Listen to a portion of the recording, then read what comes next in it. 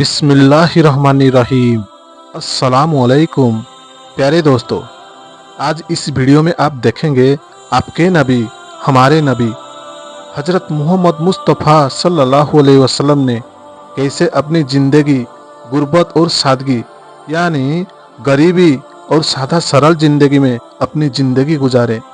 ये कहानी बहुत ही दर्द भरी कहानी है दोस्तों। आप सल्लल्लाहु अलैहि वसल्लम हमारे सभी के लिए कितना रंज और तकलीफ उठाए थे। आप चाहते थे कि मुझे देखकर मेरे उम्मती को अपनी ज़िंदगी गुजारने के लिए आसान हो जाए। या रसूल अल्लाह। मेरे प्यारे दोस्तों, ये कहानी से हम सभी को कुछ ना कुछ सीखने को ज़रूर मिलेगा। अगर आप हजरत प्यारे नबी हजरत मोहम्मद मुस्तफ़ा सल्लल्लाहु अलैहि वसल्लम को सच्ची मोहब्बत करते हैं, यानी आप आशिक़ रसूल हो, तो आप ये वीडियो को बिना स्किप करते हुए वीडियो को पूरा देखें। चलिए दोस्तों, शुरू करते हैं। हजरत मोहम्मद मुस्तफ़ा सल्लल्लाहु अलैहि वसल्लम की गुर्बत और सादगी की दर्द भरी कहानी। शुरुआती ज़िंदगी। बचपन की गुर्बत। मक्का की पवित्र धरती पर रबीउल अव्वल के महीने में जब नूर ए मोहम्मदी सल्लल्लाहु अलैहि वसल्लम की पैदाइश हुई, उस वक्त अरब का माहौल अंधकार में डूबा हुआ था। हर तरफ जहालत, शिरक और जुल्म का दौर था। आप सल्लल्लाहु अलैहि वसल्लम की पैदाइश से पहले ही आपके वालिद हजरत अब्दुल्ला रज़ी अल्लाह ताला अन्हु का इंतकाल हो गया था। जब आप पैदा हुए, आप यतीम थे, यानी पिता के साये से महरूम थे। आपकी वालदा हजरत आमीना रज़ी अल्लाह ताला अन्हु ने बहुत मोहब्बत से आपको पाला, मगर उनका भी निधन तब हुआ जब आप केवल 6 साल के थे। इसी तरह आपने गुर्बत, तन्हाई और दर्द का सामना किया। फिर आपके दादा अब्दुल मुत्तलिब ने आपको अपने साए में ले लिया, मगर 2 साल बाद उनका भी इंतकाल हो गया। उसके बाद आपके चाचा अब्बू तालिब ने आपको संभाला, और वो गरीब थे। रसूल अल्लाह सल्लल्लाहु अलैहि वसल्लम बचपन से ही गरीब घराने में रहे। कोई महल नहीं, कोई जेवर नहीं, बस सादगी और मेहनत।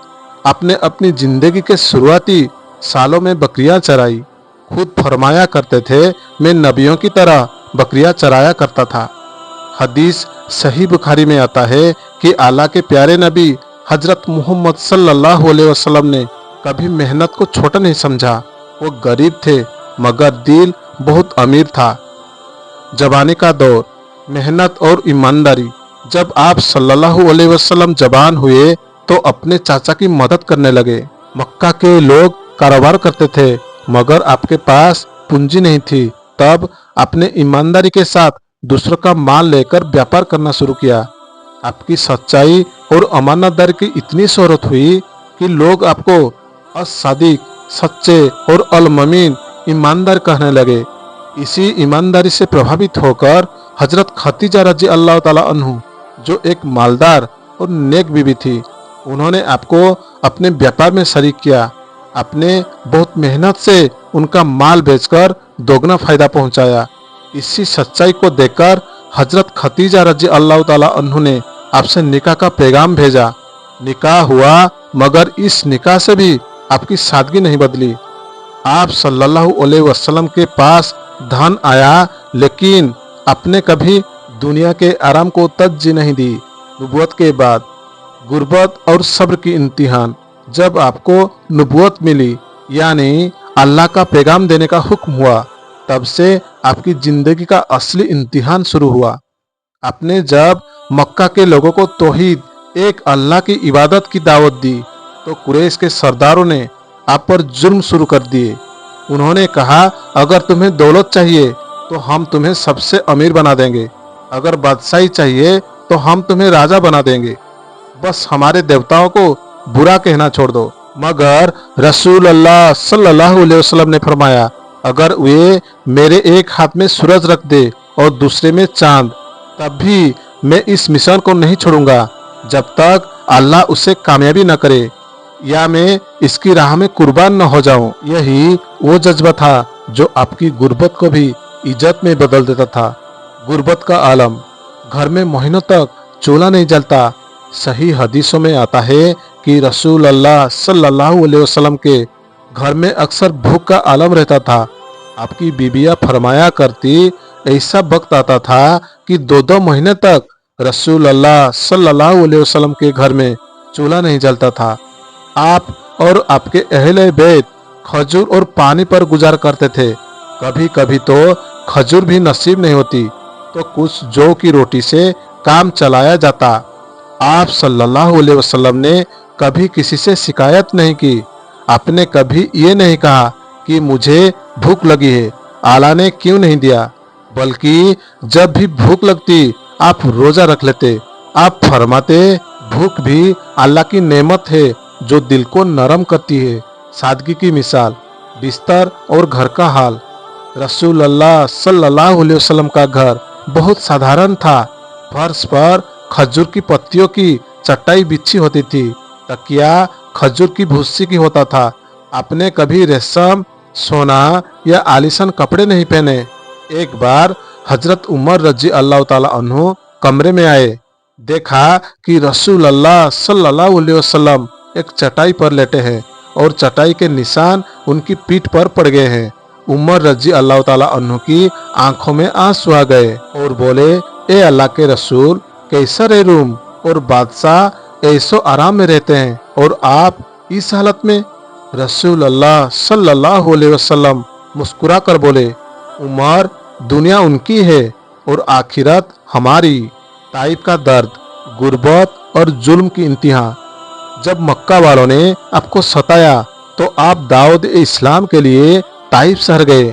वहाँ के लोगों ने न सिर्फ इनकार किया बल्कि आपको पत्थरों से मारा।